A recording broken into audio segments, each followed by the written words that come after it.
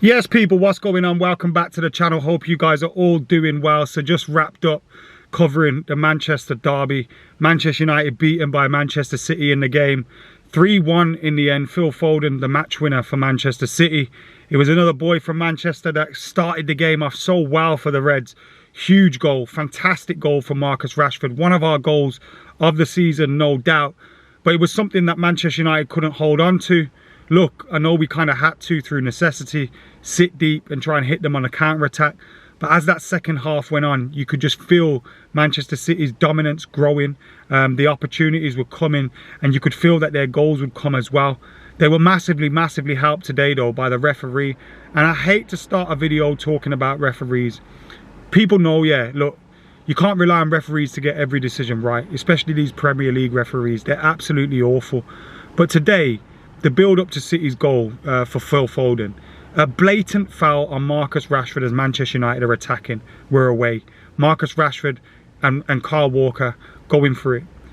It wasn't a body check. It was a blatant foul. Yet the referee doesn't give it. And the referee was poor for the whole game. The whole game he's been poor. Just giving decisions left, right and centre that should never have been. And again, look, I say it. We should know these referees aren't good enough, yeah? These referees have been doing this for an awfully, awfully long time. Just constantly giving us bad results. Constantly. And even with VAR and video assistance, they're still getting things wrong. But Jesus Christ, it was a blatant foul. Why else would Marcus Rashford go down? And people going, oh, he went down too easy and all that. There was contact there. You've seen fouls given for less.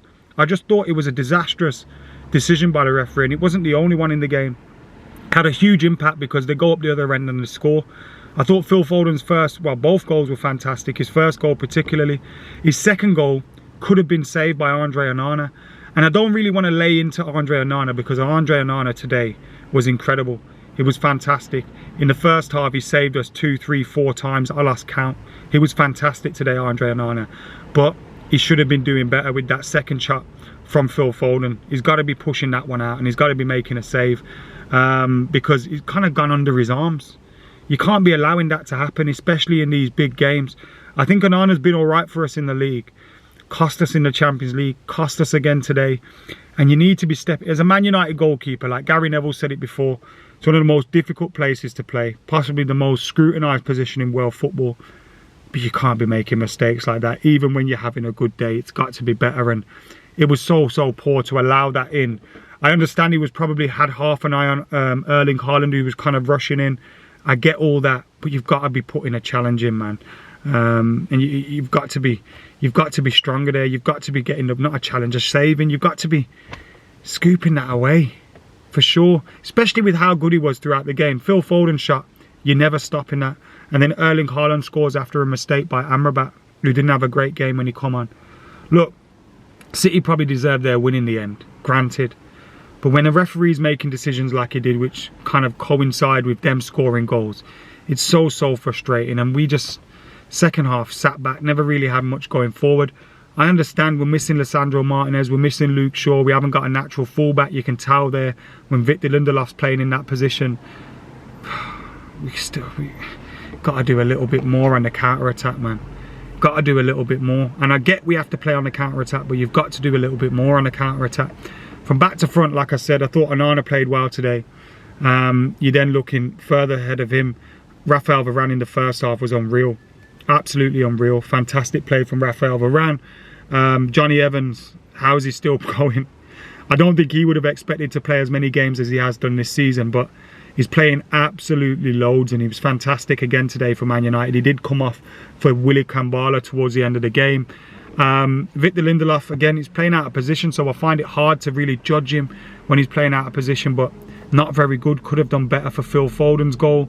And then you're looking at the other side, we had Diogo Dalot, who did all right in terms of defending. Can't remember much really from Erling Haaland, apart from the chance that Amrabat gave to him. And he scored from typically. And of course, the chance that he missed from about 3 yards out, absolutely Veghorst did it. Can't remember much from him apart from that. And you have to give the credit there to our centre-backs, who I thought were very, very good. In the midfield, I thought Casemiro had a better game than he has done recently. He wasn't getting involved in any silly fouls, and he was making some good challenges in some difficult positions. Kobbie Mainoo, some bright spots from him, but also, you know, maybe could have done a little bit more, but he's a young kid. I'm not going to get on Kobbie Mainoo's back. Bruno Fernandes, excellent for our goal, bringing that down and laying it back to Marcus Rashford. He was kind of our furthest forward player today, which was a bit weird, and maybe he was playing a different role. Still need a little bit more from our captain, but I thought his role in the goal was excellent. Marcus Rashford's goal, phenomenal, fantastic, unreal.